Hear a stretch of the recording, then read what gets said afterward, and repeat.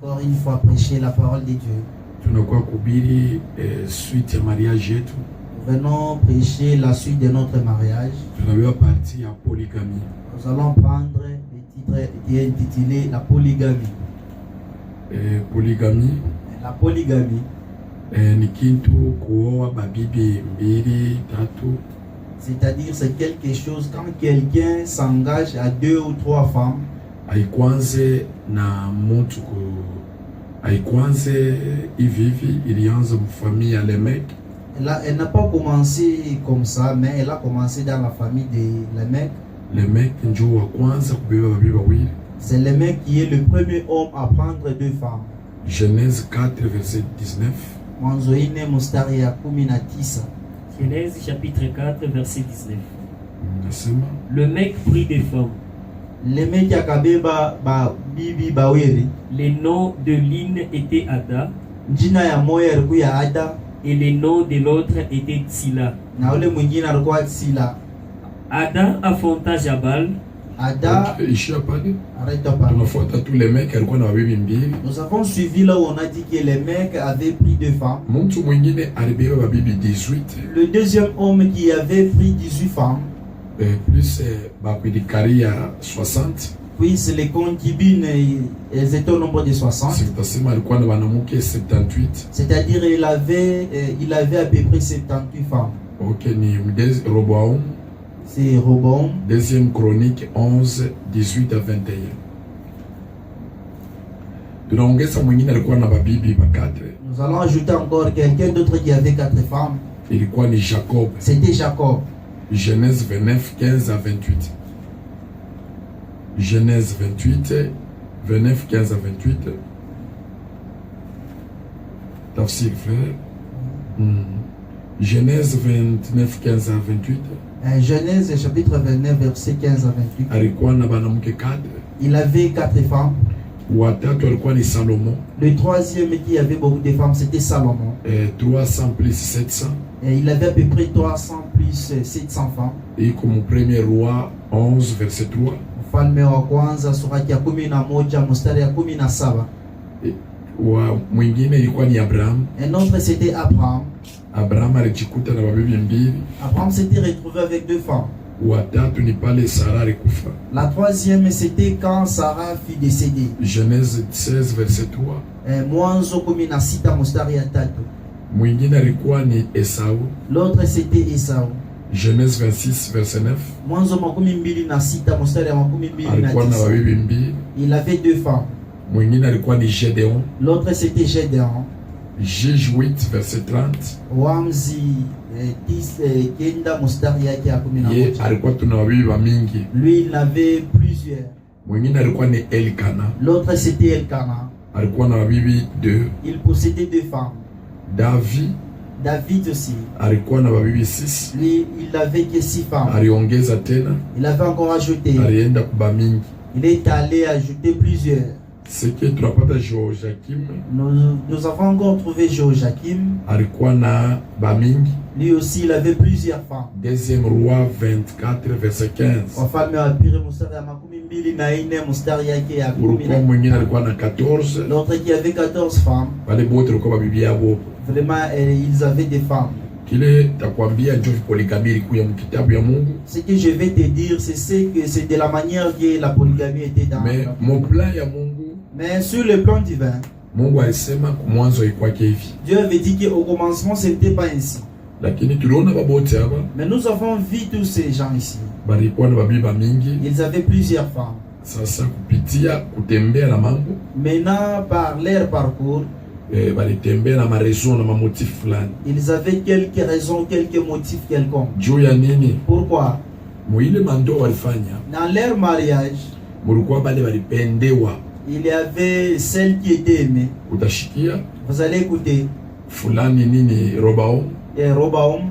Tusome deuxième chronique 11 verset 21. Mambo ya Nyakati ya pili 11 mstari ya 21. Deuxième chronique chapitre 11 verset 21. OK. Roboam aimait Maka. Roboam amopendaka Maka. Fille d'Absalom. Mutoto wa Absalom. plus que toutes ses femmes et ses concubines. Car il eut 18 femmes et 60 concubines. Et il engendra 28 fils et 60 filles. Vous allez écouter qu'il avait aimé tel. Genèse 29 verset 30. Na utapata huyu na ye ni Jacob. Et vous allez encore trouver ici c'est Jacob. Jacob nishimwitake zaidi polygame. Moi je ne l'appelle pas polygame du tout. Jacob nilimwita ni mtu mipango ya batu ilibadilika. C'était les principes des hommes qui avaient changé. Jokula liangukia. Voilà, il s'est retrouvé. Tukuna mwingine ni Salomo. Nous avons un autre, c'était Salomon. Bible inasema. La Bible dit. Alipenda zaidi banamuke bageni. Il avait aimé les femmes étrangères. Kama unasoma ile. Si vous lisez cela. Utapata ingine. Vous allez trouver encore quelque part. Elkana alipenda Ana kuliko Penina. Elkana avait aimé Anna qui est Penina. Na tutafuata mwisho Salomo anasema. Et nous allons aboutir enfin à Salomon quand il a dit. Salomon eko natapa mwanamke ule mweusi. Il était en train de louer la femme noire. Anasema ni jua ilikuchoma. Et c'est le soleil qui t'a brûlé. Uzuri na yule mwanamke anajitapa vile. Et on a loué que non, elle était belle. C'est-à-dire mupla ya mbele au commencement polygamie haikuweko. La polygamie n'existait pas. Kwetu kunyumba ya Mungu kanisa. Ici dans la maison de Dieu chez nous. Tunaamini polygamie à condition mtu anatoka na bibi yake nje. Nous croyons à la polygamie si un nouveau converti venait avec sa femme, deux femmes déjà. Mais huyu wetu mwenye kufundishiwa kwetu.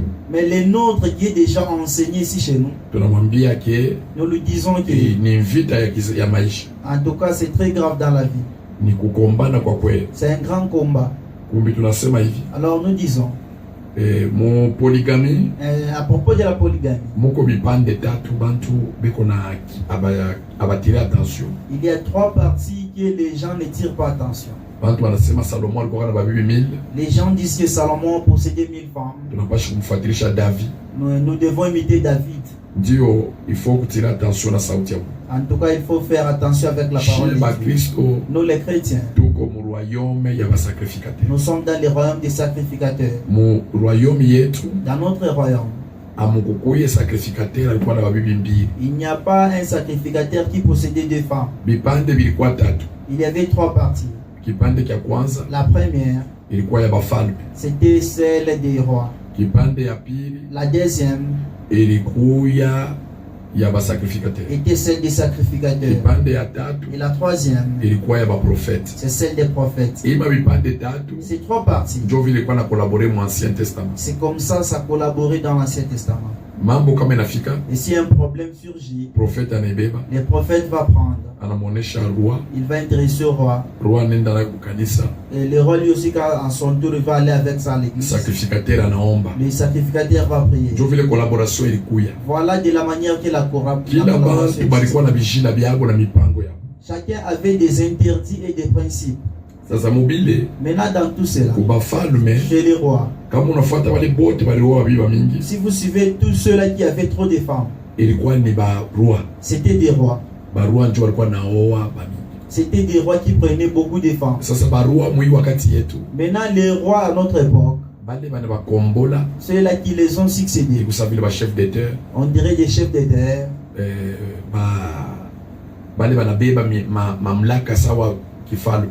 Ceux-là qui ont pris des pouvoirs comme des rois. Maintenant si nous suivons très bien, nous ne sommes pas dans la lignée des rois. Nous sommes dans la lignée des sacrificateurs. Et si nous suivons très bien, il y avait des prophètes comme Abraham. Abraham n'avait qu'une seule femme. Il n'avait que Sarah. Mais c'est Sarah elle-même. Elle a donné Agar. Abraham alimwambia Sara, et Abraham avait dit à Sarah, c'est toi qui me l'as donné. C'est toi qui voudras dire ce que tu voudras dire. Bien aimé dans le Seigneur Jésus. Voilà Abraham. Il a pris Agar et il a engendré avec elle un enfant. Après cela, il l'a abandonné. Il a dit à Sarah, c'est toi qui me l'as donné. Et tu as encore droit de la chasser. Qu'est-ce que cela veut dire? Dans ces trois royaumes, il y a des rois, il y a des sacrificateurs, ainsi que des prophètes. Et si vous suivez tous ceux-là qui avaient 2 ou 3 femmes, c'était dans la lignée des rois. Pourquoi? Chez les sacrificateurs, ils étaient comme des saints. Lévitique 26, verset 6 à 8. Selon Lévitique 21, 6 à 8. 21, verset 6 à 8.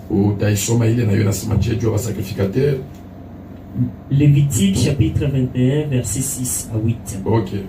Ils seront saints pour leur Dieu. Pardon?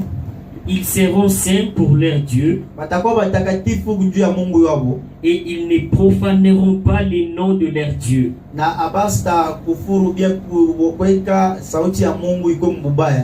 ils offrent à l'Éternel le sacrifice consumé par le feu, l'aliment de leur Dieu. Ils seront saints. Ils ne prendront point une femme prostituée ou déshonorée.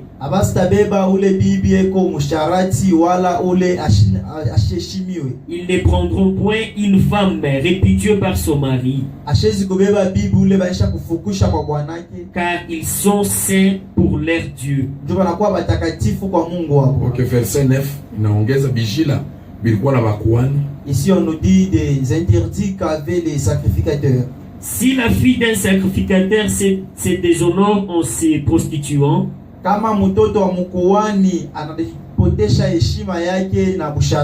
elle déshonore son père. Elle sera brûlée au feu. Et verset 13 à 14. Verset 13. Il prendra pour femme une vierge. Il ne prendra ni une veuve, ni une femme répudiée, ni une femme déshonorée ou prostituée. Mais il prendra pour femme une vierge parmi son peuple. C'est que les nani mokuani, c'est-à-dire un sacrificateur, irréprochable. On l'appelait ni washipo laumu, washipo nkosa, irréprochable. Lévitique 21, 17. Mungu mkuani ni mtu wa kishina. Un sacrificateur avait des interdits. Ile Mungu alileta. C'est ce que Dieu a donné. Na shie tuiko mubizazi ya bakuani. Et nous aussi nous sommes dans la lignée des sacrificateurs. C'est pourquoi notre mariage avait des interdits. Tu ne verras pas dans toute la Bible. Tu ne trouveras pas l'écriture dans la Bible où les sacrificateurs possédaient 2 femmes. Pourquoi? Parce que c'était Dieu. C'était un homme qui avait le travail de bénir le peuple. Nombre 6, 23 à 24. Selon Issa Usita, Mustaria qui est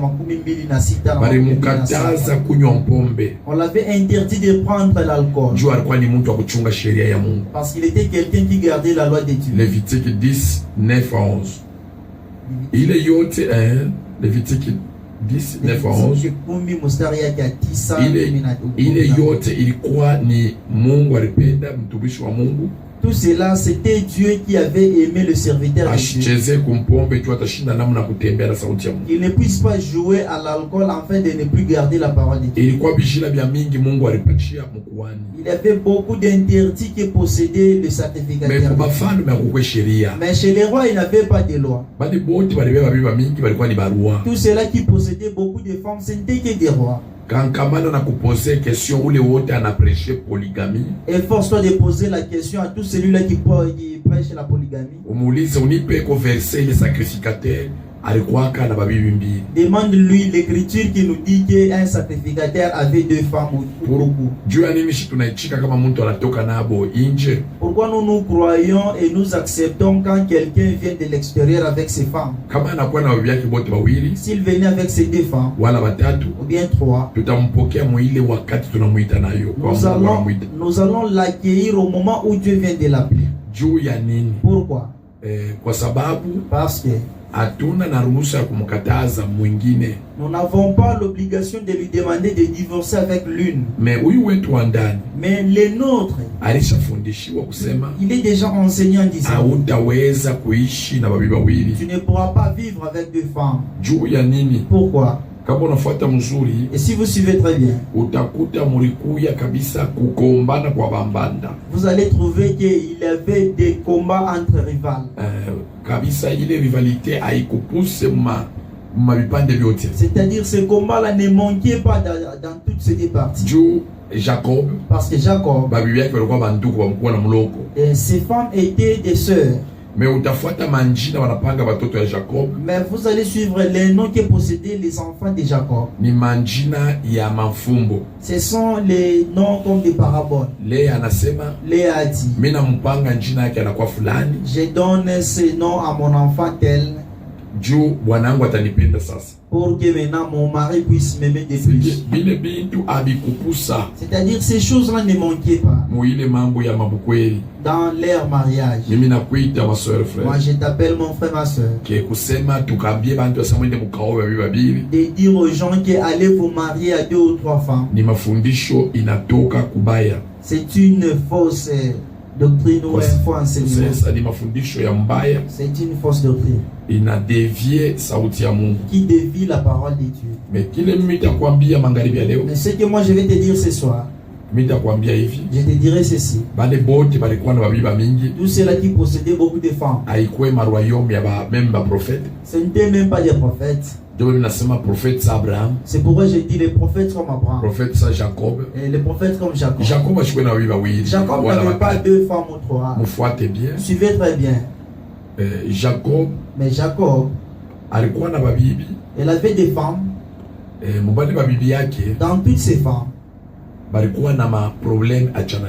Elles avaient des problèmes différents. Ye alipenda kuoa Léa Rachel. Et lui il avait préféré Rachel. Mais balimu troublé ni ba mkwe yake. Mais on l'avait triqué, c'était ses beaux-parents. Juu ya nini bapendwa katika Yesu. Pourquoi bien-aimé dans le Seigneur? Jacob alipenda paka Rachel. Jacob n'avait aimé que Rachel. Alitumikia paka Rachel. Il avait servi Rachel. Alipenda na batoto ba Rachel. Il avait aimé aussi les enfants de Rachel. Ni kule mina kuita bapendwa. C'est par là que je t'appelle bien aimé dans le Seigneur. De demander à ceux-là qui prêchent la polygamie. Dis-lui que donne-moi une écriture. Qui dit qu'un sacrificateur possédait 2 femmes. Parce que nous provenons de la lignée des sacrificateurs. Les critères que nous avons en tant qu'anciens de l'église. On nous dit qu'il n'a pas. Il faut que l'ancien de l'église soit. Mais les rois n'ont plus des interdits. Ils n'ont plus de commandements. Là on nous dit il n'a pas choix. Là c'est provenant du sang qui est déjà roi. Ça provient des différentes lignées. Mais nous sommes de la lignée. Nous sommes de la lignée des sacrificateurs. Chez nous, nous avons des interdits. Il faut que il n'a pas eu Marie d'une seule femme. Bwana wa bibi moya. Jovile même diacre. Même diacre. Fatana na acte 8 verset Selon 1 Timothée 3:8. Utapata kama mtu utafuta kwa diacre. Vous allez trouver si une personne veut être diacre. Il ne peut pas être célibataire. Il doit être marié. Mari d'une seule femme. Nous te demandons, écoute la parole de Dieu. Nous allons encore suivre ça dans le jeu des questions-réponses. Dans notre site. Vous allez suivre la suite du mariage. Que Dieu vous bénisse tellement.